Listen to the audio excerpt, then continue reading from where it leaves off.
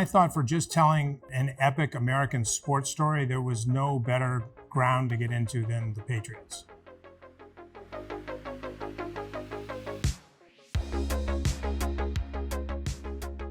I was inspired to write the Dynasty because there had never been an American football team that dominated for 20 years. There had been other dynasties like the Packers and the Steelers and the Cowboys, but none that lasted this long. I think what's fascinating to me about the Patriots, I wasn't even really a Patriots fan, but I do think that these figures like Tom Brady, 100 years from now, I truly believe that historians will look back at them the way we look today back at Babe Ruth.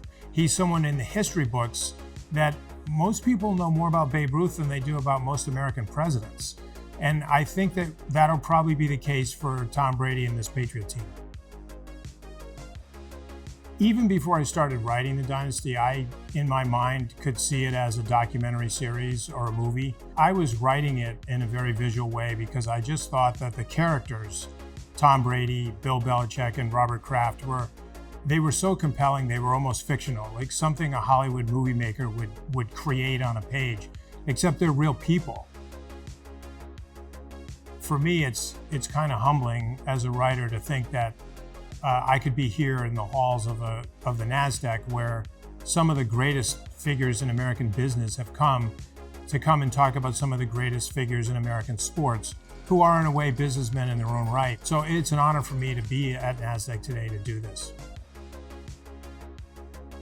What really stands out for me with Brady, Belichick, and Kraft is if you asked any one of them on the eve of winning a Super Bowl, what's your favorite Super Bowl? They'd all say the same thing, the next one.